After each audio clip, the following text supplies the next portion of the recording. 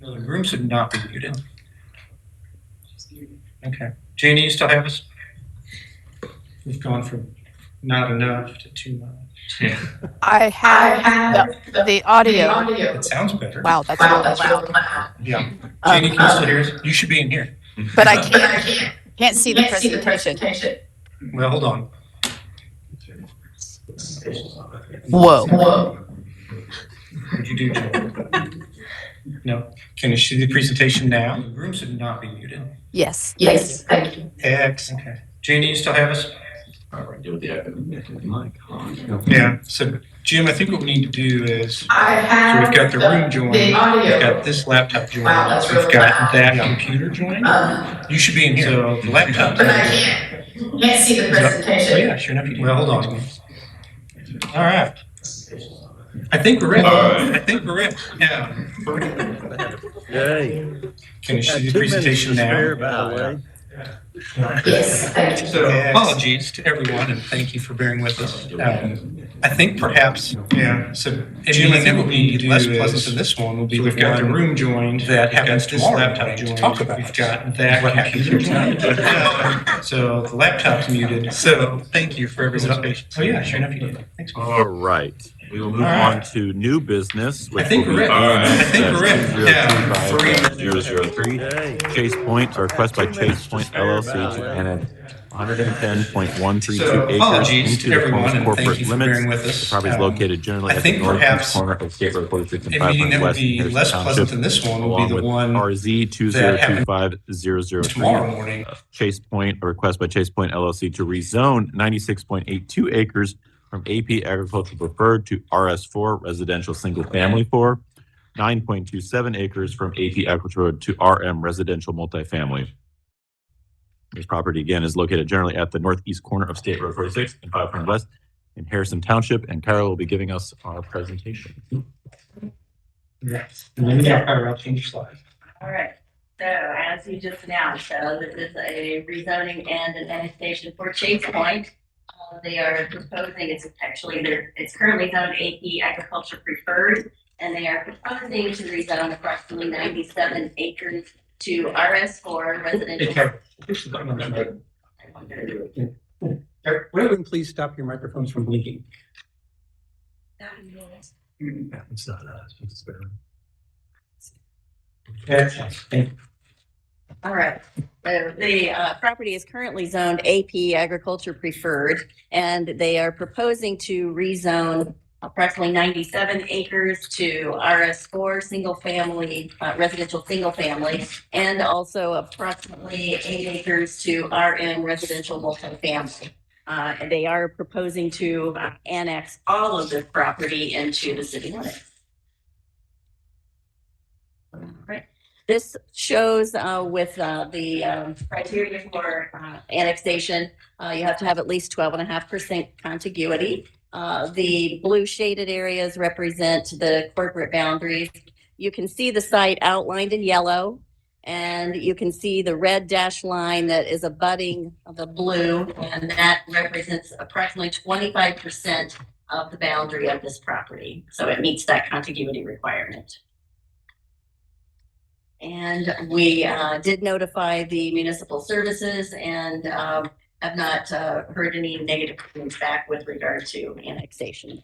They're able to serve. And we do have policies for annexing into the city, and primarily this contiguous lands which are developed, are too likely to be developed in the relatively near future, should be a part of the city. So that's the policy that we do feel that this meets. We, as I indicated before, we do look at the comprehensive land use map, and this does show the site outlined in red. It does show this site as a future land use of agriculture and floodway sensitive area. The comprehensive plan, the policies and goals, we do feel that this meets encouraging new development to be designed to at least pay attention to topical features, natural topography, wetlands, ponds, drainage ways, etc.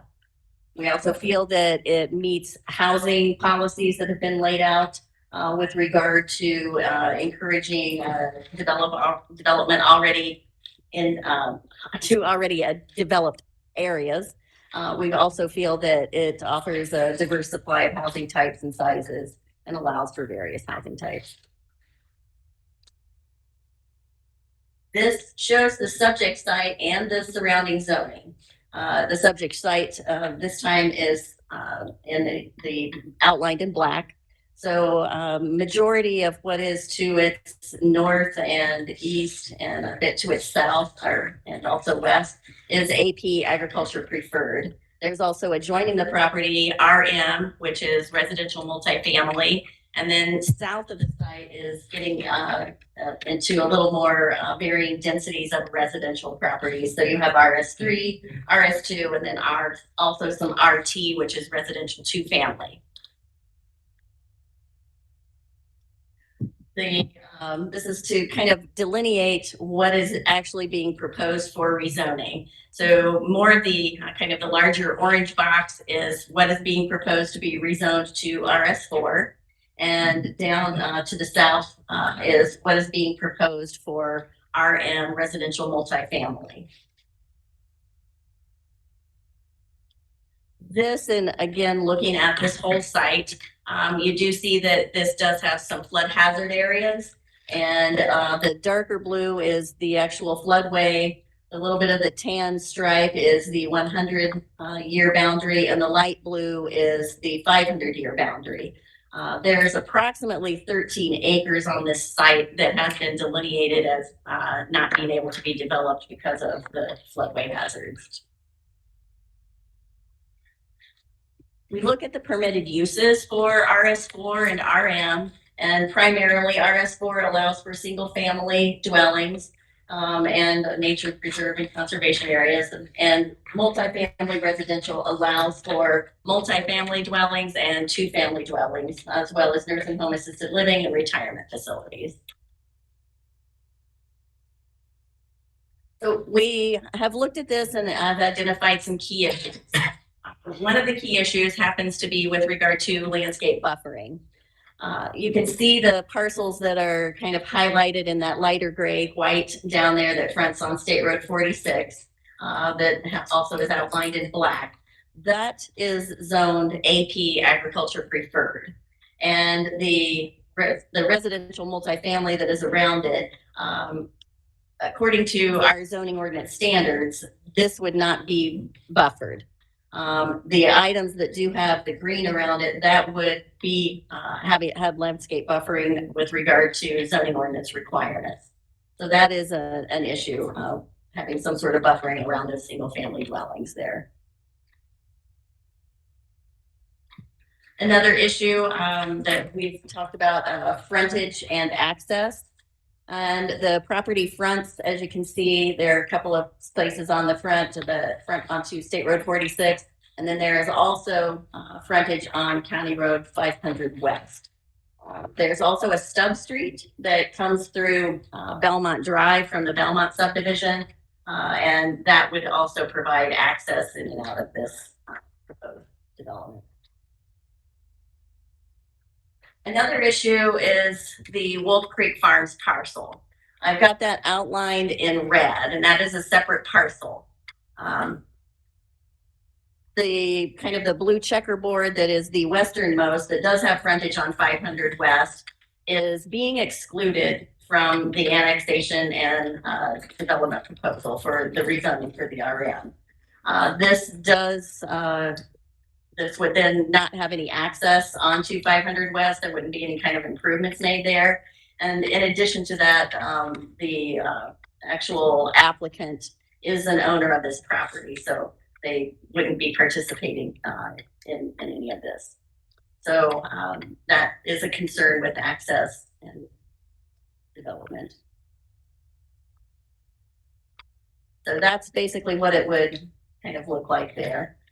We always look at when you're increasing density in basically rezoning proposals, we're looking at the proximity of goods and services. And again, the site is outlined in yellow And it is approximately 1.6 miles to go over to West Hill for groceries and such. It's approximately 1.6 miles to go to some sort of transit by Columbus. You can go a little bit farther and you can get to a trailhead of the People Trail. And if you go to the 1.2 miles, you'd be crossing State Road 46. You could go to the nearest park there. In addition, outlined in blue is the future school site for Rezoning County Consolidated School Corporation. So that's a concern of the proximity of goods and services. This is looking at the site, an aerial view, just to kind of give you an idea of what the site, the entire perimeter does look like. So it's all outlined in that dashed yellow. And these are taken from County Road 500 West. This is looking at, looking basically to the south on 500 West at the intersection of State Road 46. This is at the driveway of the Wolf Creek Farms parcel.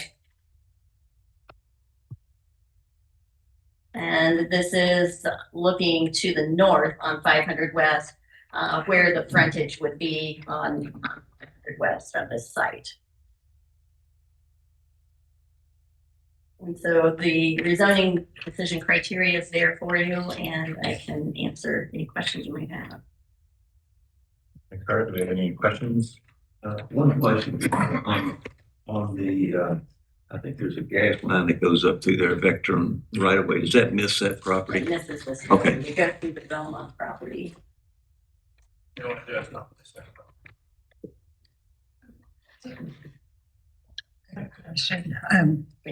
Did you see? We have to wait till public comment. So what is? Is there a question on the I would, on the staff materials, it pointed out that 303 West, 500 North is not included. Could you point that out? That was. That's down the corner, that's not to the, I'm talking about the one just north of that. That's the one you talked about is not included, but there's a parcel just north of that, right? That one. That's land, and that's not included either, but isn't that owned by the same people? Yeah. That's not, we got the letter from. That's right. Pardon? That's one of the- Oh, okay. I believe you. Any other questions?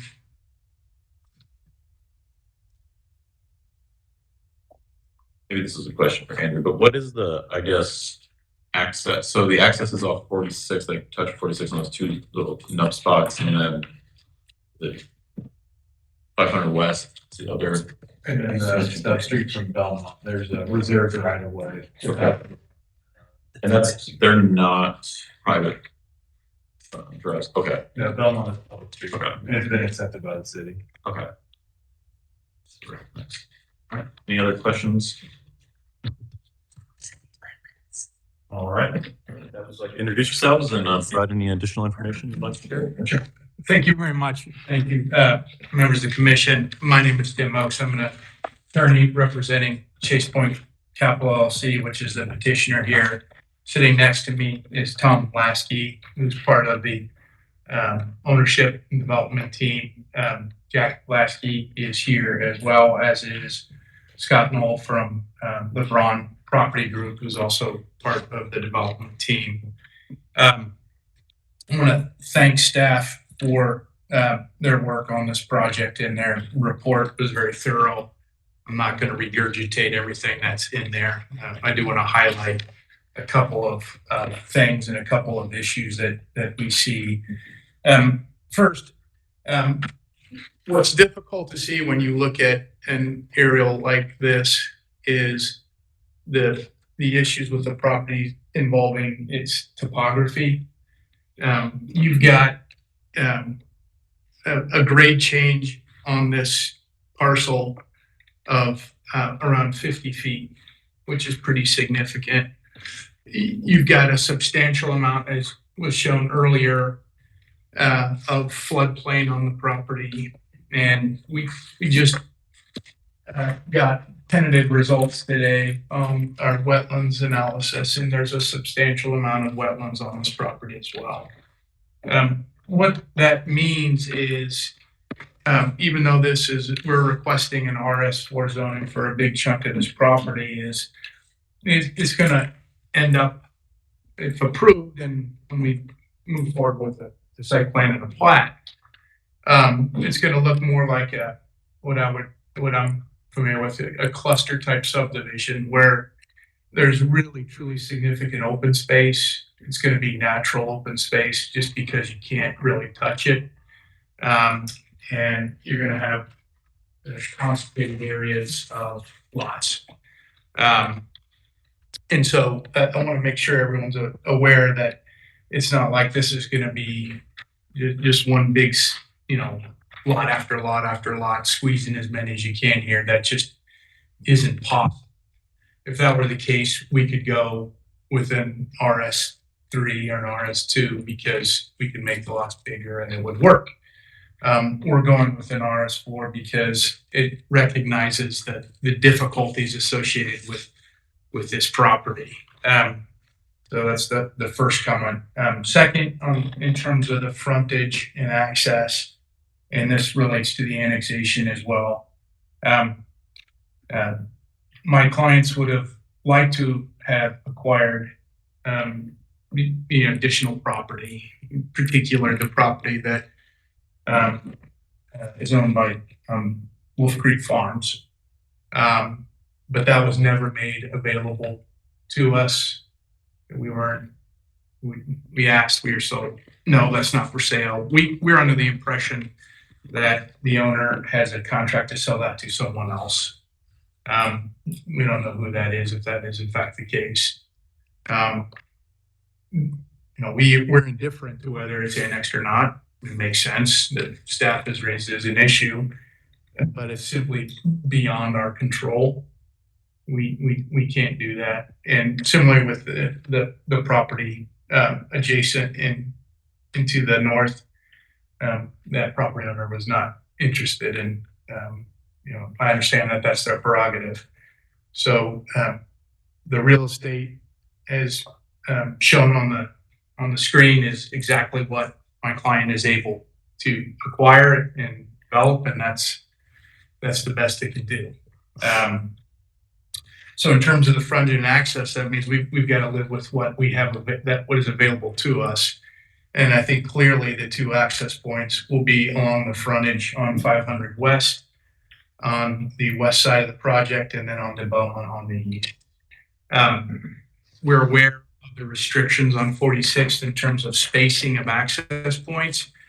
We also are aware of the requirements of NDOT. If we be honest with you, we doubt that permitting would be available for a full turn movement on the 46. Maybe a right in, right out if there was a raised median on 46 would be the best we can do. But that's certainly something we would like to hear what the preference is of the commission on. Can we live with the two access points on the east and west? Yes. We think it would be better to give the RM property its own access point, but if that's not possible, that's something that we certainly would consider. Finally, in terms of the annexation and the use of this property, we think this is, the next kind of logical progression in terms of the growth of Columbus. I know there's a study that the city's done recently that indicated a need for 3,600 additional residential units, which is, I think, over 300 a year is needed to meet the demand. And this is just a start. It makes sense. It's along, the State Road 46 corridor, which provides access to many amenities, and it's good planning. If the city is not growing, it's shrinking or not doing well, and we think this is good for Columbus as a whole. So with that, we just want to comment on a couple of the staff recommendations. Certainly, we're more than happy to, when the time comes, to dedicate the additional right-of-way with respect to the frontages that we will own. Have absolutely no problem with that, which is condition A. And then I commented on condition B already. And then D and E are the type D buffers. We're okay with that as well. We think that is appropriate. I do note that with respect to the very northernmost boundary of the existing RM parcel, and that little stretch, it's the furthest north. Just to the south of that is actually a pretty big retaining wall. And so if you putting a screen up, you're already looking over really that project there to the south. I think that's some type of assisted living facility, but so we certainly would be willing to consider whether that's actually necessary given the grade change. I mean, it's pretty substantial. If that's something that my commission wants, then that's something we can live with. But we really don't think that's necessary because we don't think it'll accomplish anything. And then finally, with respect to condition C, there's a requirement that along the frontage on County Road 500 West, that we would do our part in terms of its redevelopment, if you would, to meet the standards of a suburban connector road. That ultimately requires sidewalks, curbs, gutters, and wider pavement.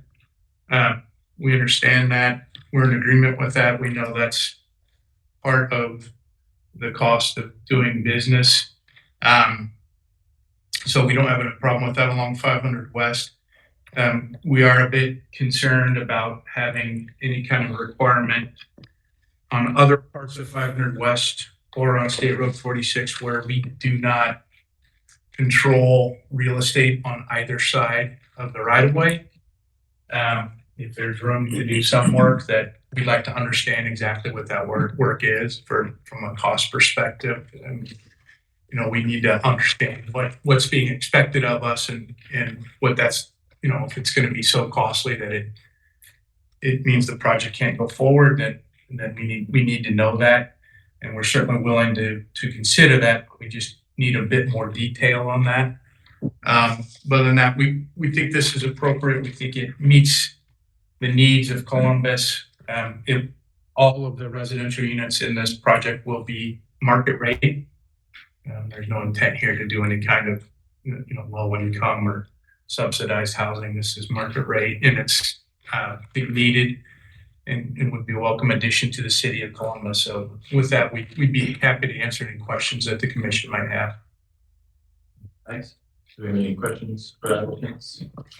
Can you talk a little bit about the multifamily? Is that full-size apartments, 3-story, 1-story? What do you see that? Yeah, I'm Tom Or Lester. are you to that point yet? That's the issue. We're not at that point yet. We'd like to do our own study and kind of understand what market rents need to be in order to build the product. We're considering a BTR development, which is a build to rent, single family home or townhome, or we could go up 2 or 3 stories on multiple buildings on the site. But the key is what's the market gonna dictate to us as far as rental units are concerned, the pricing. Thank you. I also, if I may, I want to reiterate what Tim was talking about on the site. That floodway we can't go into, and that's 12, I guess it was 12 acres roughly. There's a pond that doesn't show. It's kind of right near the word site. That's on this site as well, which is not usable.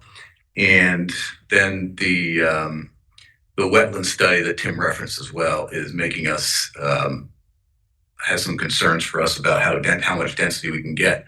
So that there are some, and then the topography, particularly on that northeast side. If you've walked around the Belmont building, you'll see pretty significant retaining walls all along. I think it's that west side and that north side.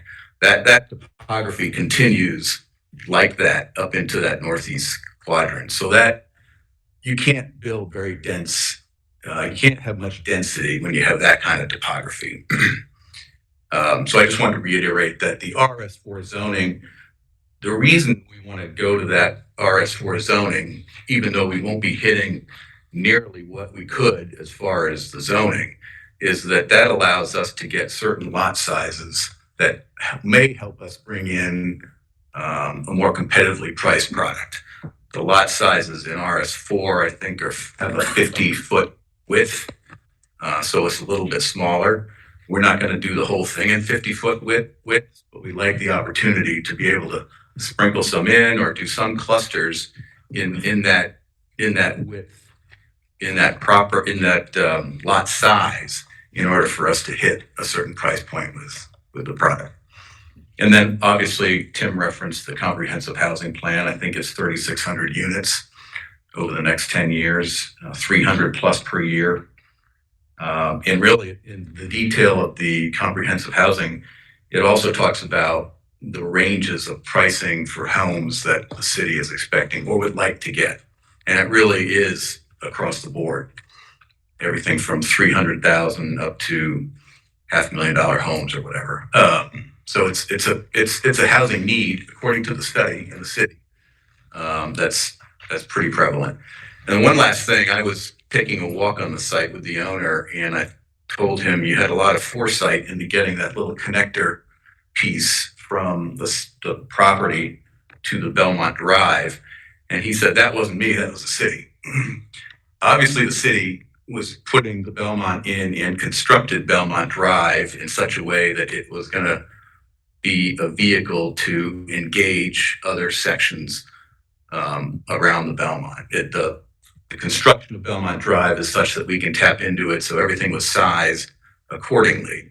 So the forethought, obviously, in constructing Belmont Drive was that it was going to be a vehicle to engage other properties, ours being one, and then probably up to the northeast as well. Sorry. Where are the city utilities located? On Belmont Drive. On Belmont? All city utilities? Any other questions for the applicants? No, I think that was helpful. Thank you. Thank you.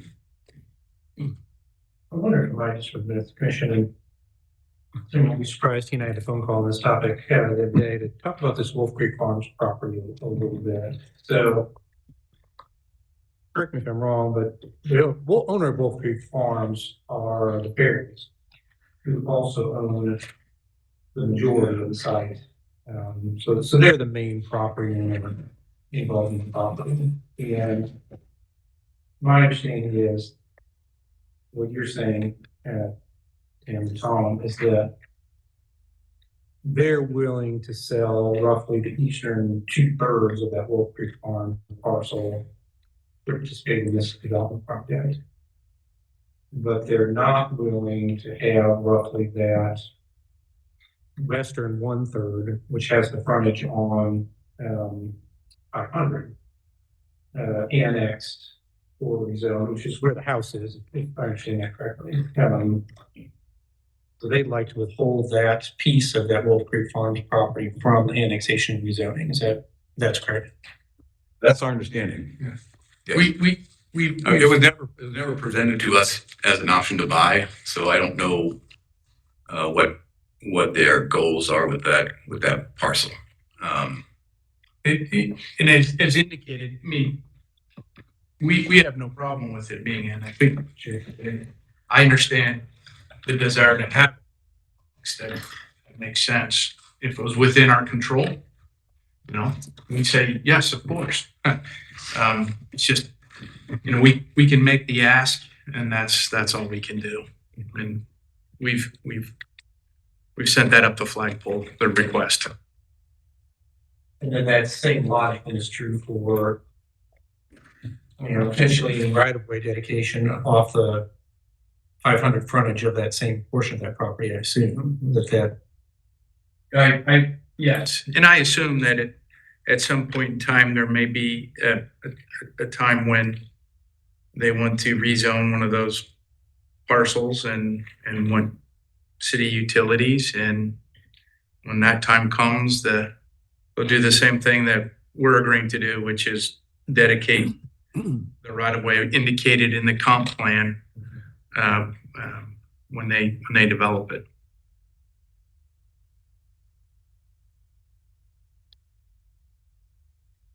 Any other questions for applicants?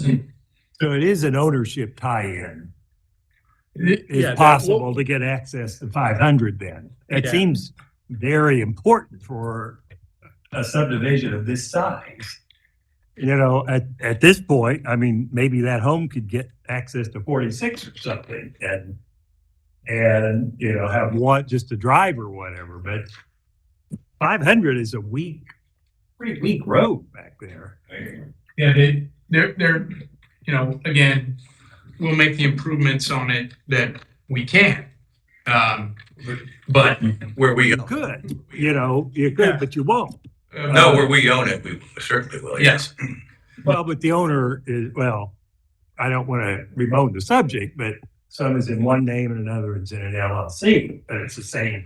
No, Ownership, isn't it? we're buying from them, Right, but we're not affiliated with them. correct, okay, all right. But they could sell more or less, Yeah, I think as Tom indicated, it was never made available to us to buy. Otherwise, we would have included it. But we do have, it is clear we have access to 500 further up 500. Yeah. Below the hill of when 500 is. Just before the Wolf Creek Bridge. Right, down there where it's very low, correct. I mean, Right. the houses around there because that's in a There floodplain. There could be road. Okay, there could be a road down there, yeah. Next 500, yeah. I'm just trying to figure out, access. You've got a low point on 500 and 2 exits onto 46, and then one onto whatever it is, Belmont Drive, which also it's essentially 3 onto 46. Yeah, well, eventually that's where all the traffic is going to go, and that's to be expected. It's an arterial. But despite the shape of the parcel on 46, on State Road 46, that little sliver that comes down and touches the right of way on 46. It's not, I'm not sure it's wide enough for a road to begin with. Really, about the only thing that would be useful for would be any utility extensions off of 46.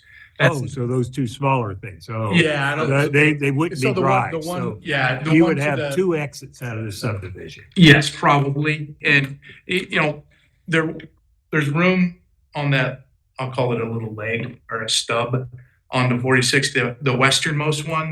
There's enough width for an access point. But as I indicated in the presentation, it would be rather tough to permit that. And if we could, I suspect the only thing that NDOT would approve would probably be a right in, right out with the raised median on 46. To make it a true right in, right out as opposed to some of the tortured ones that exist. People have a tendency to ignore. Those don't work. But we're not counting on that. And certainly that's something we're open to discuss in terms of whether there will ever be under this configuration another cut on the State Road 46. Hey Jeff, I got a question maybe you can clarify for me. This is the first time I believe that I can recollect that we've have 2 zoning in one. Is this 2 separate votes, or is the one vote for both the RS4 and the RM? It's structured as one petition, so it would be one vote, the way it's structured. I asked that. I'm more understanding, I think, of the RS4.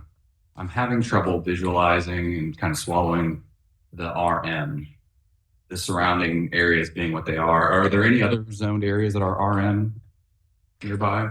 Belmont. Belmont, yeah. Right beside it? And that's the Retirement. community. Yeah. And so you guys are looking towards access to 500 and Belmont.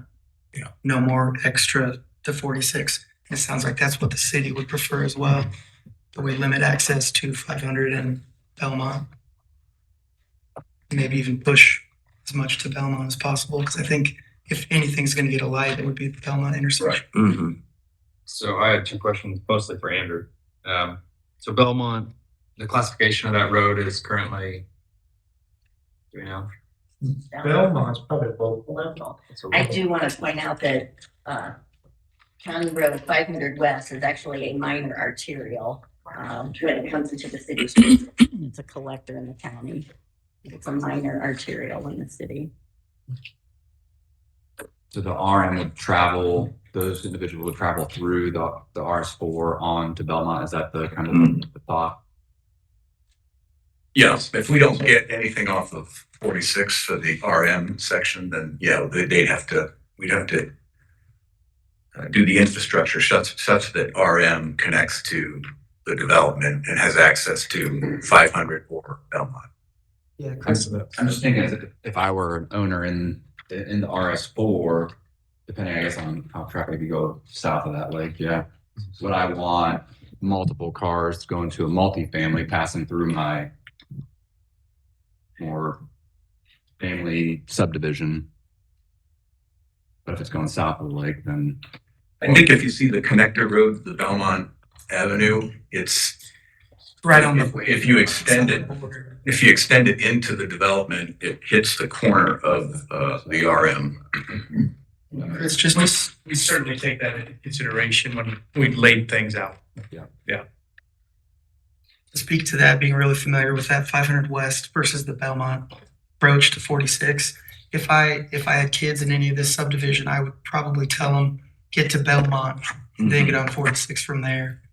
And even if I lived north of this, I might even tell them calmly cut through that neighborhood and get to Belmont, get to 46 and go, maybe, depending on how the roads are. But just that 500 West is a little tough of an intersection. To get on 46. West is real tough. Yeah, looking, 500 at all. It's pretty yeah, weak. looking east, you only see so much before it crowns town. Yeah. So there's When we talk about access related to the fact, I'm curious, portion of floodway within the 500 here, almost the full access to 500 is within the 500 year floodplain. I'm just, that's fresh on all our minds.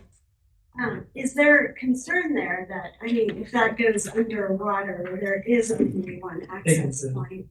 Yeah. I mean, because you can't build up, You can. even if it's a road. You can't build up the floodway. You can build up 100 and 500 year floodplain. But roads aren't required to do that, and the current road is in the floodplain. So while it's possible, it's not necessarily feasible or gonna happen unless we were to force it to happen. Right. And that could be part of the discussion with the future subdivision plans, to look at the construction and elevation of that access and how that functions relative to the floodplain. I doubt we have enough, I'll look at these gentlemen, if they know enough about topography and layout to comment on whether that 500 access point can be flood free or not. Tim is here from Milestone Design Group, our civil engineer, and he just confirmed what you said. We don't have that information. I'd love to be let loose on full design. They're pulling back the reins a bit. We love those. would there be any improvements to Belmont then, the sidewalk? Or is there?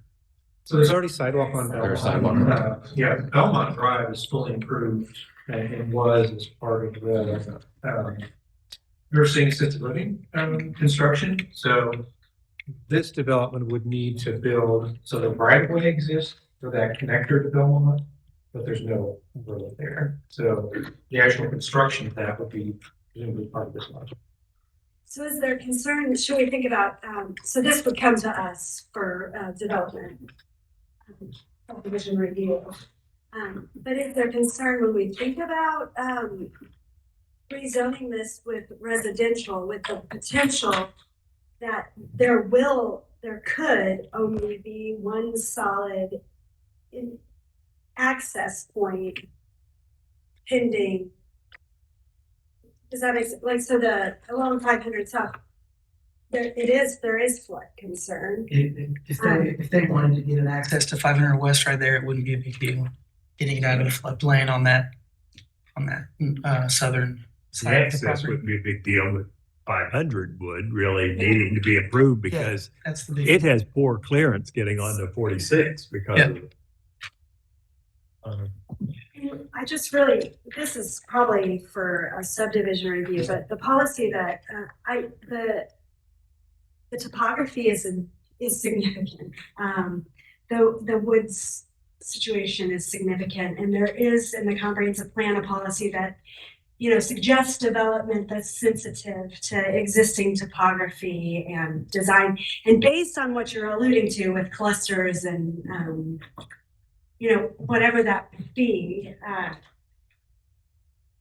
guess this isn't the time to talk about how that development is sensitive to that, or is there intent to just like, you know, clear cut and level it all Yeah, out? clear cutting wouldn't Because really be in the best interest because from a marketing, and these are market rate, from a marketing perspective, home buyers like mature trees. Right. And so you try to keep them when you can. And frankly, in the areas that you do keep, the plat will likely reflect a tree preservation area that requires maintenance and protects those trees. But I think you're right. That's an issue at the next step if this zoning's approved.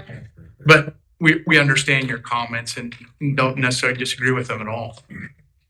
just added cost, right? Well, I mean, we know that there's a lot of areas here that we're not going to be able to develop, and that lends itself to accomplishing what you're suggesting.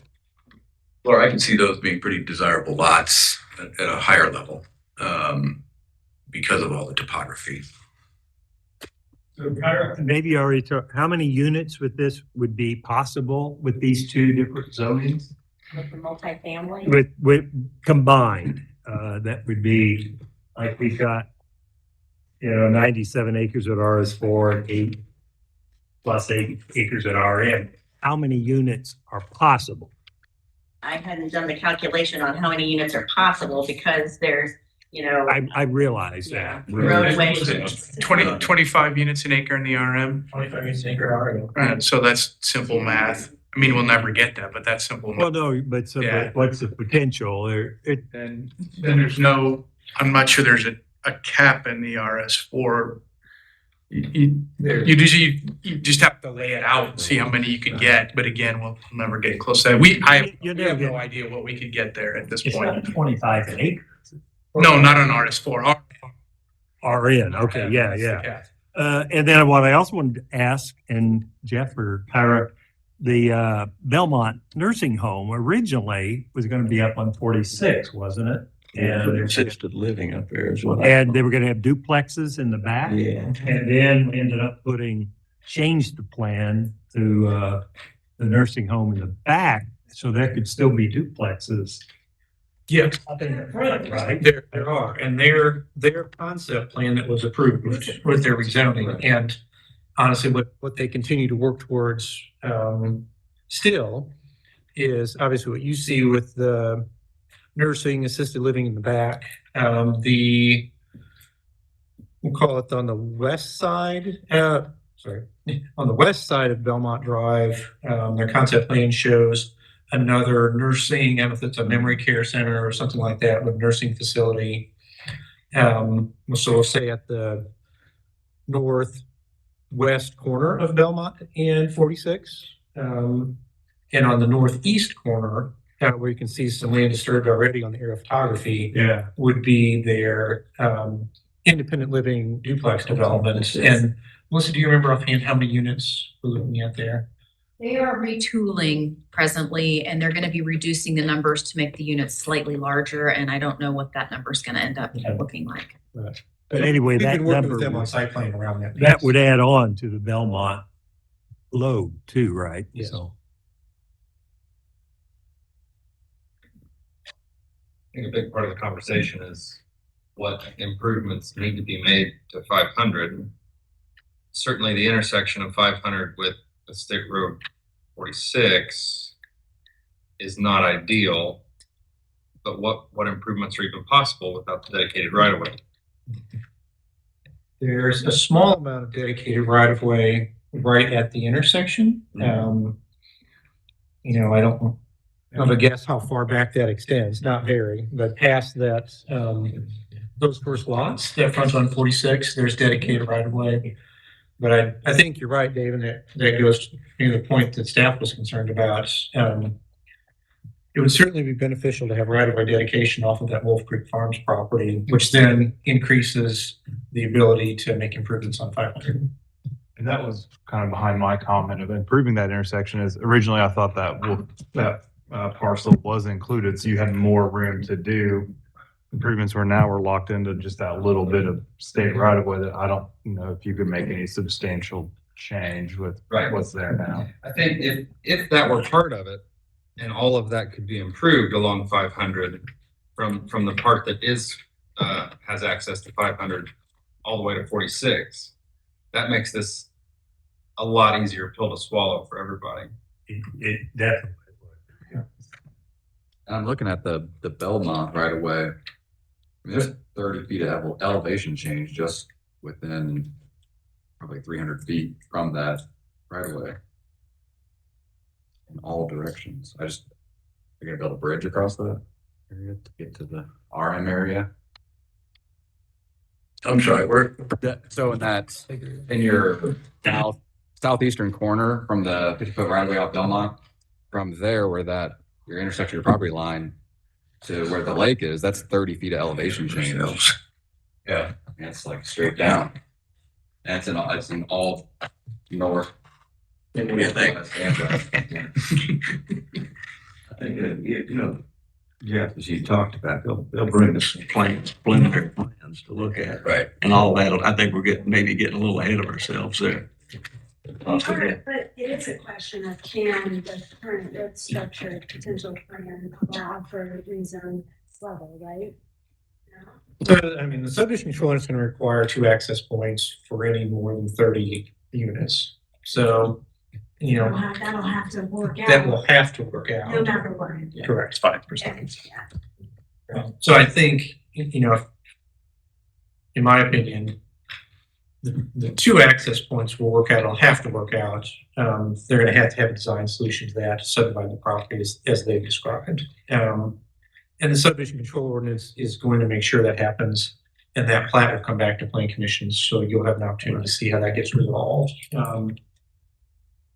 Like we talked about, I think the bigger concern for staff is 500 and, you know, I don't know what the right word is, consternation around maybe not having the ability to get some additional right of way dedication off of that. Wolf Creek Farms property. Definitely, that's a big glitch there, you know, safety. You end up cutting into one person's dam to get that right away if it was going to be on the east side of 500. Yeah, I don't think, you know, obviously there's 2 parcels that aren't participating at all along 500. And there's, I mean, not a lot to be done about that. You know, I think the concerning part is that Wolf Creek Farms property where they're very much so a participant in that they're selling the property for the development, but may or may not be willing to contribute to a solution, which would be that right-of-way dedication off of 500, which would then enable some beneficial improvements on 500. I'm not against the rezoning and the annexation, but if the site plan isn't going to work out, I don't see a feasibility of it. What's the sense of, we don't want to encourage them at this point if we don't have a good solution. I'll speak to Chris's concern real quick about, I took a look just on Elevate, and there's 500 feet worth of length of roadway from the end of that reserved right of way to the low point, the inlet to the pond, and there's 25 feet worth of fall there, just natural grade. So that's 5%. So that's a relatively reasonable roadway to build. But then getting back out of it the other direction looks even steeper. Sure, but you also would have, you don't necessarily have to put that right of way right up against the south property line. You could pull it to the north to be able to make some grade changes. There'd have to be a drainage structure there that would be a few feet tall as well. So I don't necessarily have concerns that it can't be engineered in a way that would be reasonable to drive and use and maintain. Yeah, one question, I think, that from the public's perspective is it's zoned agriculture preferred, like we're gonna have a lot of farming on that land, but you might mention when we went through the rezoning process for the county or the city and the county that everything we didn't have a name for, it went to AP. Is that accurate or is that not? So, I think a lot of non-farming area got AP zoning. I mean, essentially everything outside of the city limits has agricultural zoning, most of it agriculture preferred, right?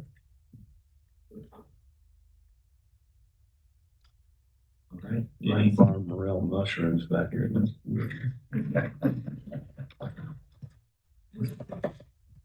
Any other comments? Questions for the applicants? I guess the biggest question that still hangs in my mind is 500 currently adequate enough to handle the development?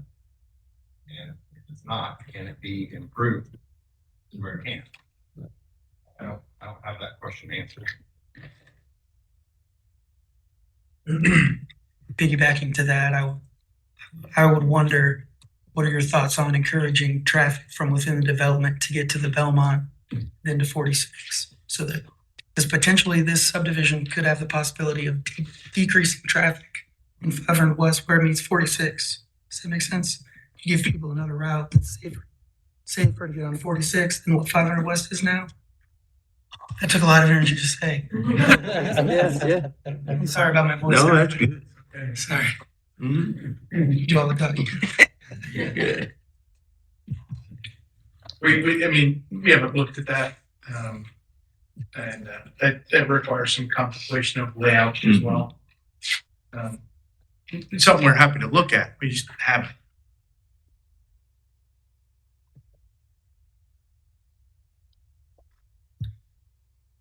Any other comments or questions for opening up the public comment? All right, I'm gonna open this up to public comment. I'll call you up. Name, address, and then provide your comments to the commission. After the end of public comment, we'll give the applicants a chance to note down any questions and provide any feedback that they wish to. So I will now open public comment. Does anyone who would speak on the top? Even there, speaker, probably. I can speak loud enough, you don't hear me.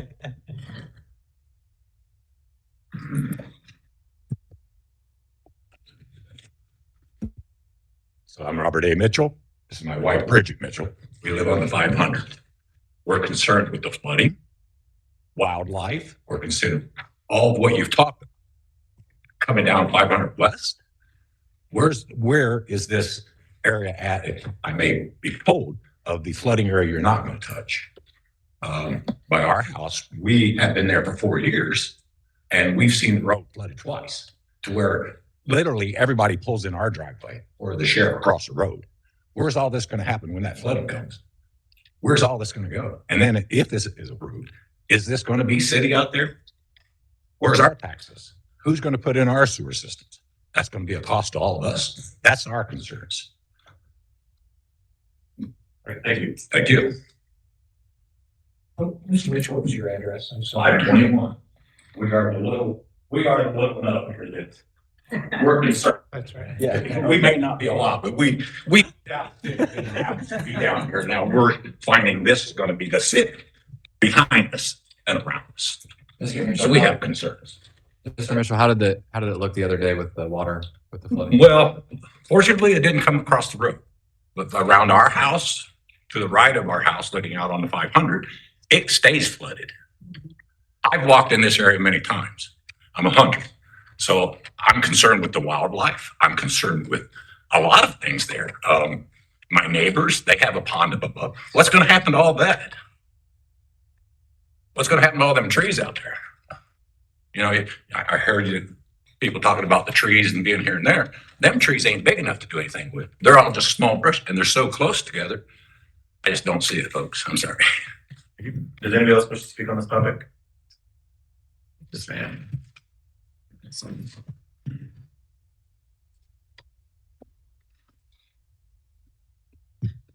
Karen Day, and I live on Old Nashville Road. I know that traffic on 500 getting onto 46 is unbelievable now. You can't get onto 46, and that's before you bring in 500 new units. Now, if there was a way that you could prohibit any exit onto 500, that would be great. But I cannot believe 500 can't handle the traffic it has now. And that's before you put in 500 units. This is a lot of people that will be, and I realize you need 2 access points, access off of 46, access off of Belmont. But I don't know if the zoning board, can you prohibit any access for 500? 500 is a terrible road. It floods now. Now you're getting ready to get rid of all of these trees, all of this land that, if we thought there was flooding this weekend, that won't be anything compared to once all the drainage that this requires now is going to cause. I mean, timing's everything. And the fact that we just had, we had a 100-year flood in 2008. Oh, that's right. 17 years later, we had the exact amount of flooding. Columbus we can't handle it. We can't handle traffic from 60 units or 300 units. I mean, I'm all for everyone making a profit. If the structure's not there, it's not there. So then what happens to all the deer that we enjoy now? They won't be anywhere to be seen. And I know all of you who live west of town, there's a reason you're there. You're there for the peace and the quiet. Well, as soon as all of this is developed, that peace and quiet is gone. I mean, we bought my parents bought the property that I live in now in 1985. And in 1985, there wasn't near the development that there is now. I mean, we live west of town for a reason, because we want to enjoy deer. I mean, I have 12 deer that are in my backyard on a regular basis. And I can assure you, once this development goes in, I won't see another deer ever. So it's disappointing to me. I mean, if I were going to prohibit anything, I would prohibit access off of 500, because I know all of these people who live on 500, we struggle to get on 46 now. So, let's go ahead and bring in 600 more cars, because that's how many you're looking at.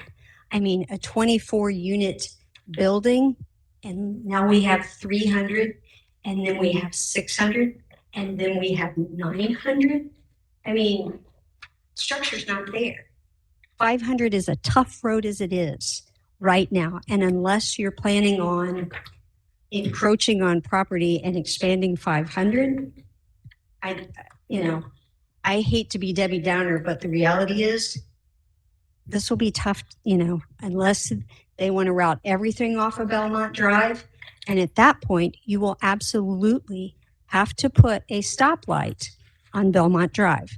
There's no doubt about it, because when Westside Community Church, they struggle to get out now on a Sunday onto 46 because of the traffic. Traffic is huge.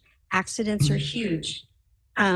It's just like when you were talking about taking semis through a fuel station that already exists. There's no logic there.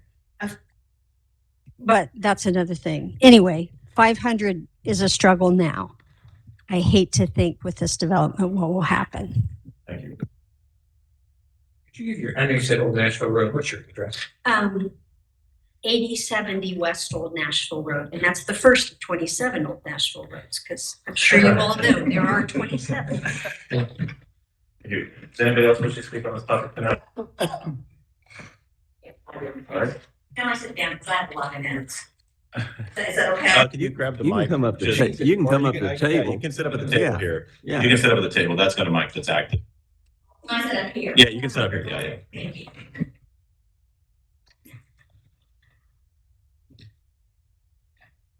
My name is Vicki Stover, and I'll probably start crying because I've lived at the intersection of 46 and 500 West since I was 12 years old. I went to church on Georgetown Road. I know everyone in the area intimately. Can I give you these pictures that I took from the last spring? Who do I present those to? We have to keep them if you give them to us, all right? That's fine. 500 West is a very narrow road. It floods on a regular basis, and it doesn't have to have 100-year rainfall in order to do so. It's a normal occurrence on 500 West. We have trees, we have debris come across the road on a regular basis. My family built the house that I grew up in 1967. My dad designed it and we built it. And I love it there. The view out my back door is amazing. There's a beautiful barn and a field right now with baby lamb and sheep. But before that, there was horses. The Nortons owned the property. And they were assured when they picked the person that was going to buy it that they would never develop this land. It was important to them. It's important to me. Again, I live in the country. My parents chose to live in the country because it's beautiful and it's quiet. I can sit on my deck and watch the sunset and the sunrise. I can listen to the birds. I can see the deer walk across the field. It's relaxing. If I have to look at a 3 or 4 story or even a 2-story apartment out my back door, it's not okay. It's just not okay. I don't live in the city. I chose not to live in the city. I've never lived in an apartment because I don't enjoy the noise. I don't enjoy the music. I don't enjoy the potential for people breaking in. I live in the country because I love it. And I would like to continue to live in the country. And again, the traffic on 500 is horrific. Sometimes, depending on the day of the week or the time of day, the traffic is from my house clear down to the creek. And you cannot get out on 46 West. I many times go the back roads because I sit there forever, can't get out of my driveway. And if I do, I can't get on 46 West. And it's hilly and it's hard to see. So I'm hoping that this won't happen. It's going to break my heart. I love it there, but I won't love it if there's apartments behind my house. Thank you for your comments.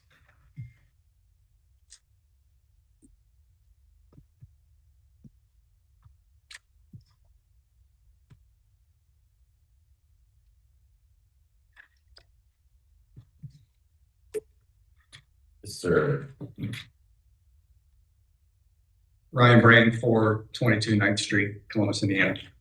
Just a little bit of clarification on Wolf Creek Farms, everybody. I'm the broker that's been involved in part of this transaction. So the piece of Wolf Creek Farms that is not a part of this annexation and a part of the purchase by Chase Capital is because the current owner is selling it under contract to the Rileys who live in that piece of property. So he didn't feel like he should be involved in trying to be a part of an annexation on a piece of property that he is selling under contract to the people who are living on that property. That's why it was excluded from the sale to Chase Capital.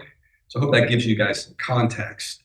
You know, it's not that he's not willing to try to participate in the annexation, but he's in the middle of a transaction right now for the people that are living on that piece. That's why it was carved out. Now that transaction will be done in July, and there may be an opportunity then for Chase to approach the Rileys about either the purchase of that property or annexation of that property. But in the middle of the transaction, it didn't seem very appropriate to be trying to have that conversation. So that's some clarification there. I think I understand the concern about 500, but I also know that we have on a variety of occasions put residential developments on county roads that initially were not designed for the amount of volume that they ended up seeing. So there are changes that can be made. We're creative as a community.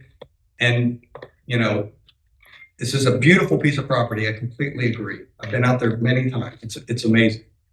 But it's also a perfect place for Columbus to look at for continued development. We've got a new elementary school going in out there. This is a good kind of a natural progression. It's close for annexation and it's contiguous to other developments. So I think these are all really good reasons to look at this. The details about this development, the platting, the access, all of that, that's not the discussion tonight. And that's a problem for the developers to solve and the owners to solve, to present to you. So I would just remind you that those are the next steps in this process. The first step here is to get the annexation handled and the rezoning so that they can then design it appropriately based on that decision. Thank you. Thank you. Does anybody else wish to speak on this topic?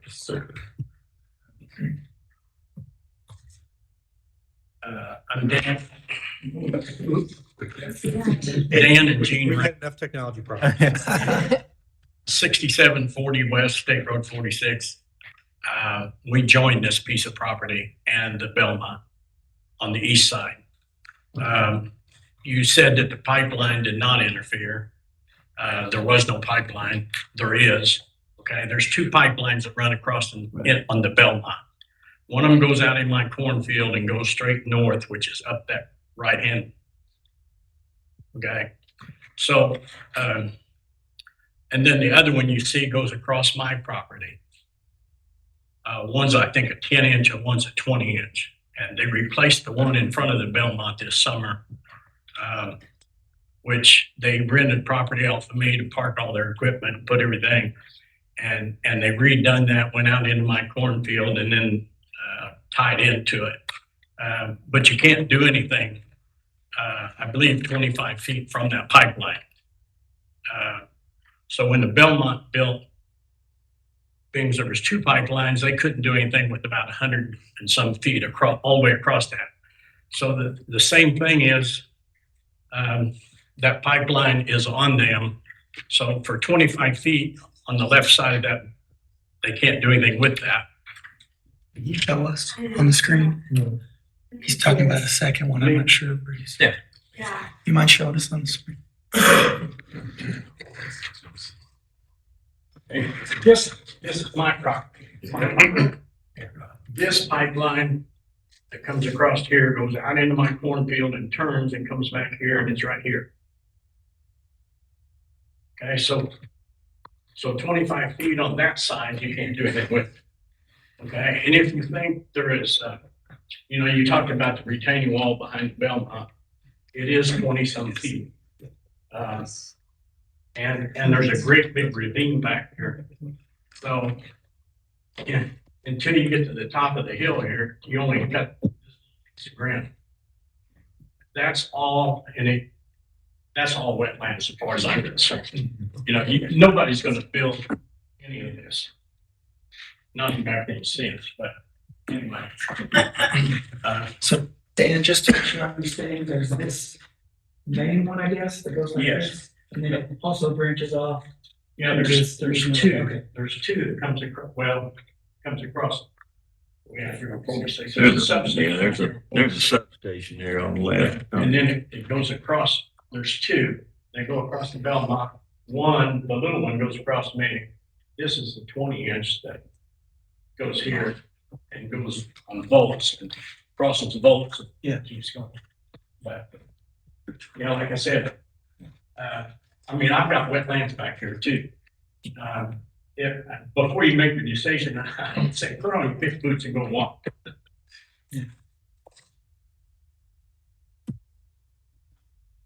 Yeah.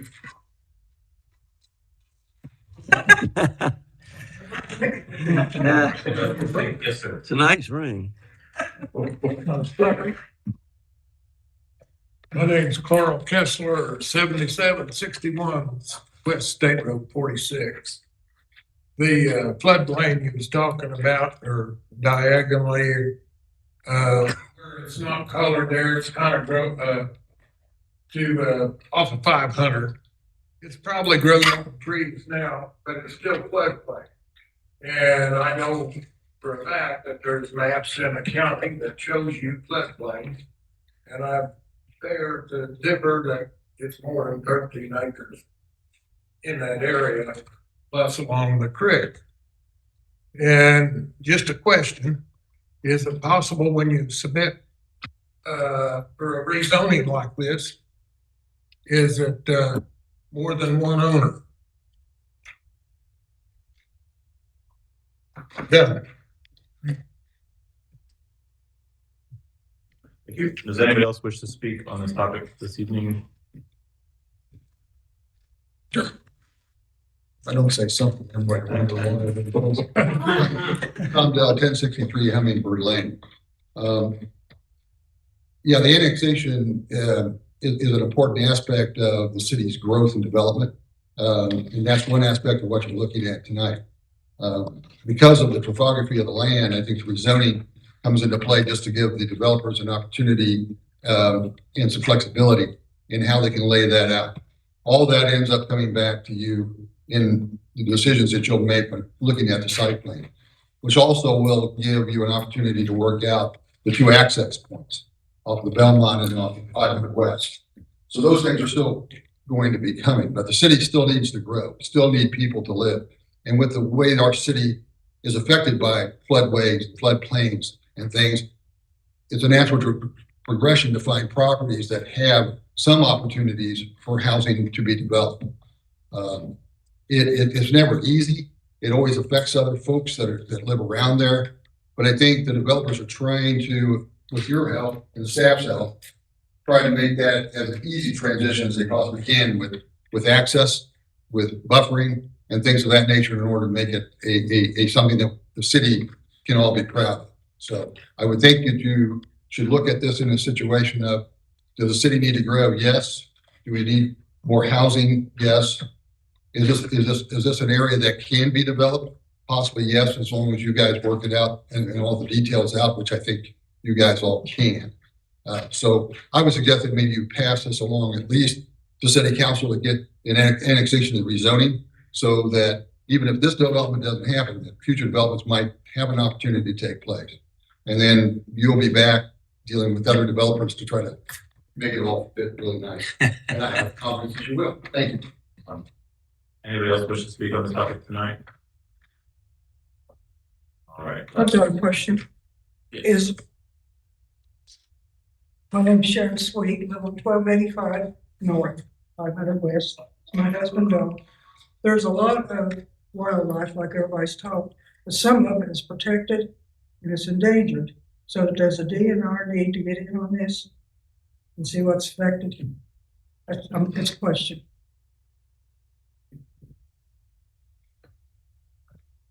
I think we can see if there's an answer after we close the public hearing. Time to see if anything will work through our WebEx.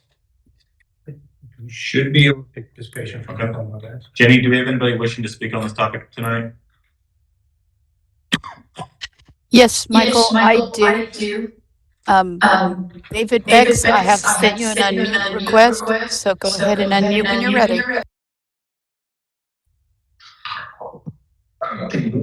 Yep, we can hear you.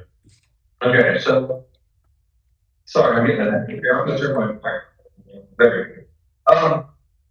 So my mother lives at 7370 West State Road, which lived there for 51 years, and we're right behind the Bush pasture area. You guys are called Creek Farms or something like that, but I know it as because that we use that big horse pasture. So my mom lives there's like a big horse there. It's like the regular pot, but I think that's a horrible idea. You know, put in apartments in that area. Just, my family's lived out there, I've lived for 51 years. They live out there because it's got a beautiful view. And the last thing was we get a whole bunch of apartments, the noise, light pollution, noise pollution that comes with all that.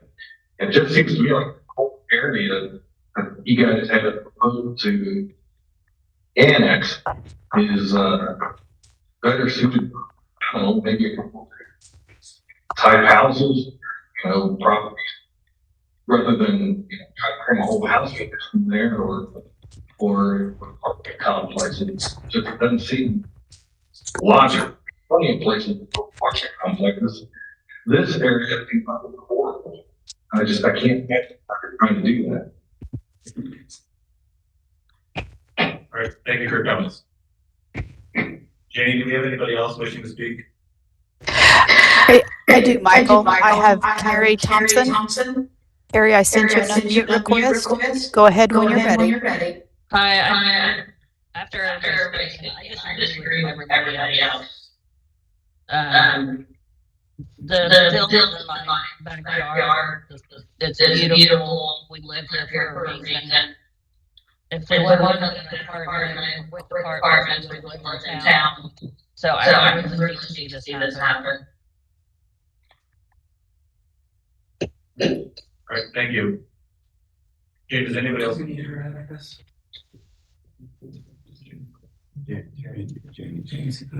All right, Jenny, do we have anybody else? I do not have anyone else that's wished to speak.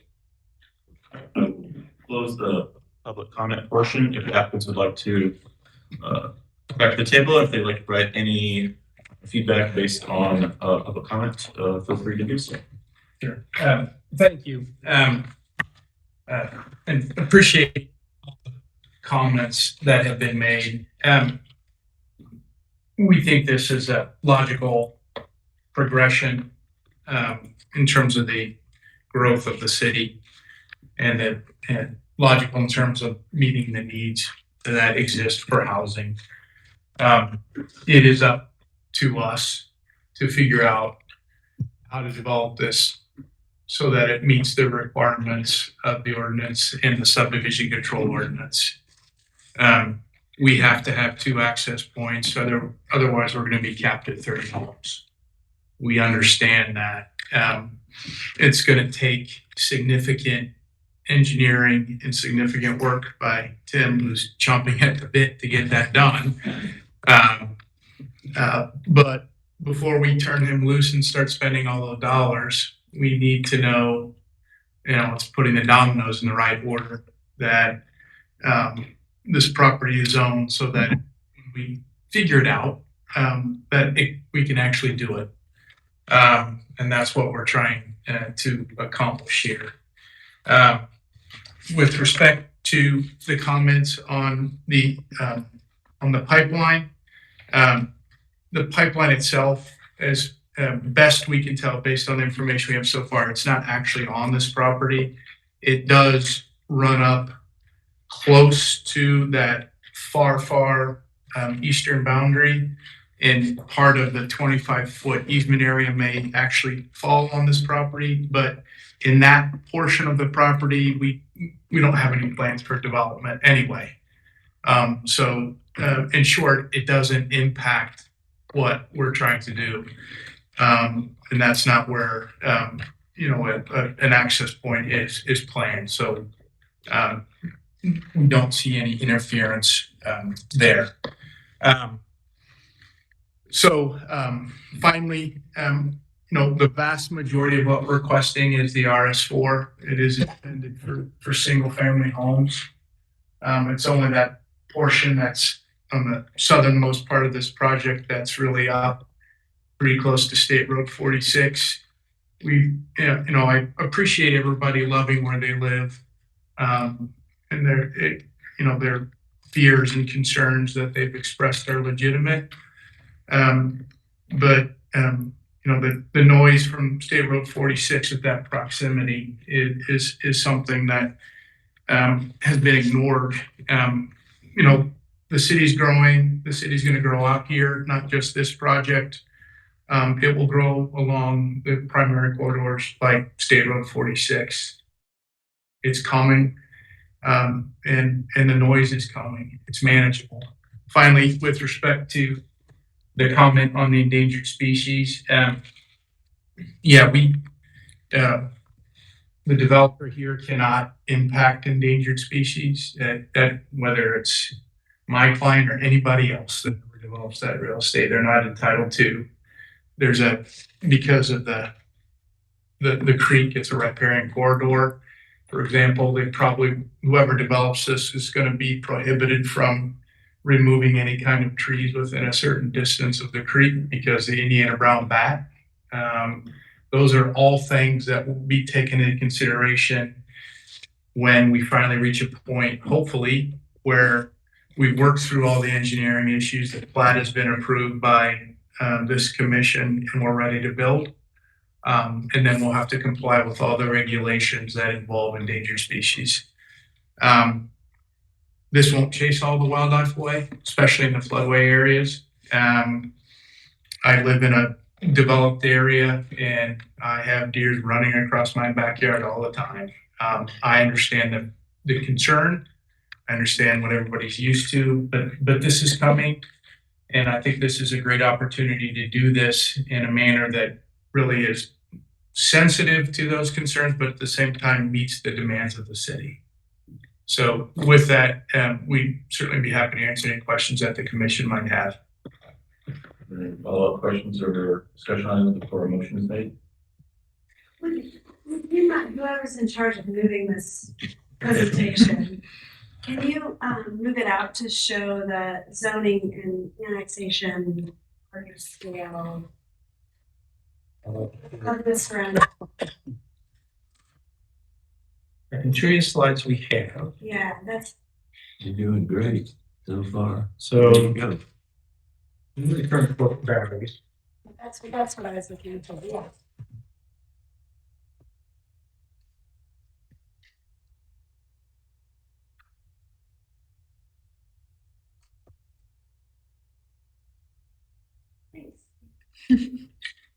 I'm trying to remember if there was additional properties to the east that were annexed already into the city. But they're, mainly south.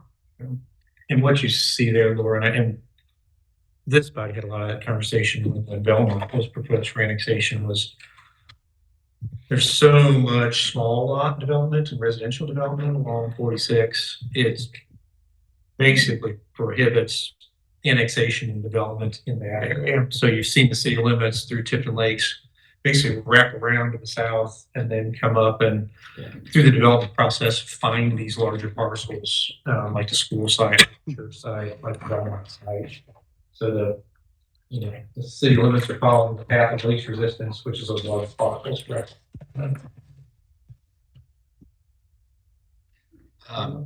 So I agree with a lot of the comments, Tom, yours, and Ryan, yours, and some from the applicant as well. I think it's a tough site. It's going to be a heavy lift regardless of who develops it. It's going to be a tough one, tough to crack.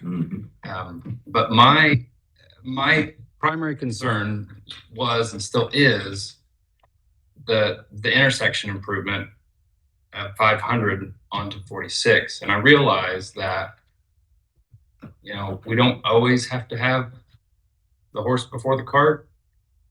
We can do some of those things, but if the right of way is not there, not dedicated, we don't even have the option to improve that intersection. And I think it creates, it's already borderline a life safety issue with its current state. And if we increase traffic, we're just making that problem worse. So I think we have to pay reasonable regard to public safety. And to me, the secret to the whole thing is having the right of way along 500, that parcel that is in the checkered blue, dedicated to where at least the intersection could be improved. It wouldn't even have to be the full length of, but the intersection with 46 is in dire need of improvement. from a life safety standpoint. So until that's part of this proposal, I'm against it. I would agree. So I was gonna say along with that, so we've got from 46 heading north, we've got extra width for about 80 feet. And then once this property that's currently under negotiation for once that starts, there's 300 feet there that if that right of way were dedicated from that property, that would be a huge deal as far as making this more palatable when it comes back, if it comes back as a safe subdivision. So I don't know if there's any room to fit that into what's going on now, but it heads out that could have a big effect on what our talks look like in the future in this subdivision.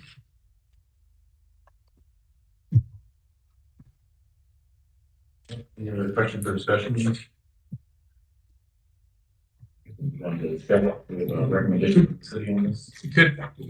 I think I've checked with my clients and we'd like to make a run at the owner. We're not in control here, but we can express to him the thoughts of the commission. I mean, after all, if we don't buy it, he still owns the property and they still have to deal with the exact same issue. So we'd like to convey all of this and see whether we can make any progress there. And to do that, we would request a continuance to next month. So a request from the applicant for continuance till next month to see if they can have further discussion. If that's a motion to entertain. I'm moving on. Right. James first. That's second. We have some discussion on that for Yep. just a minute, and I might suggest if, I don't know if Tim, you're amenable, but to broaden that a little bit. I mean, I agree. I agree with everything you said. I think that additional right of way is a really important piece. I'd be interested in knowing what's possible in terms of improvements on 500, really either with or without that right of way piece. Not to the extent of some kind of construction plans, but maybe a more detailed look on what's possible with the right of way that's existing. And I do think that we'd be better positioned if that additional right of way was available. But I think a better understanding of what's possible, really, basically from Wolf Creek South. And then in light of this conversation,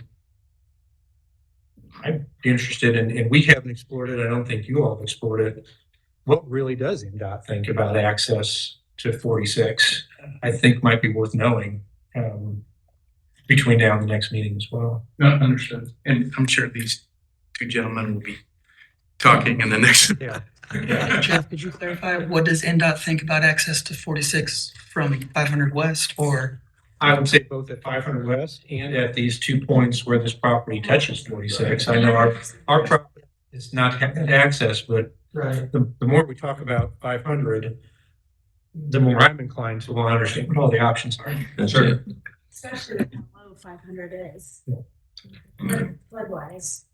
Yeah. So that's if we were going to get to staff recommendation, that's where we were going is just more information around all the options relative to access and all that. I think would be really beneficial. We understand the homework. Excellent. I'll second the motion for continuance. All right. Do you have a question on the motion? So flooding on 500 West, the road, as I understand it, it's not a 100 or 500 year flood road, but there's a flash flood issue there. Or for example, last week it was Thursday or Friday that it flooded for maybe 30 hours or so. But then while all of the other floodplain areas were flooded, 500 West was clear. If that makes sense, because it just gave the culverts enough time to catch up. So it's a short-term situation. All right, so there's been a motion made and seconded on a continuance till the next month's meeting to gather further information on all available entrances. Is any questions on the motion? That's for Laura both got the that. Yes. Yeah. We can take this separately also. Yeah, let's take it. Okay. Okay, so this is on the annexation. Yeah. Continuance. So motion's been made to continue. Motion's been seconded. And of course, on the motion, please fill out your cards and pass them in. you all are voting, I do want to note for the record that we did receive a letter from Janine Bloomberg that was provided to the commission members as part of the public hearing.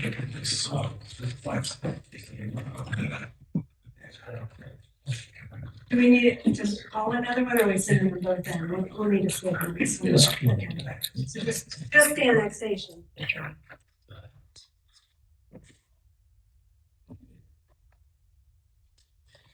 So the motion is continued. Yeah.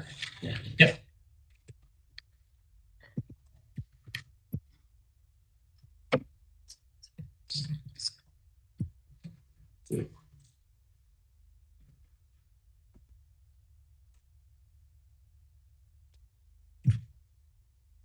Nine yays, motion carries. We have a motion to continue RZ 2025. Second. First, Evan's got the second. Any questions on the motion? If not, fill out your papers and turn it in.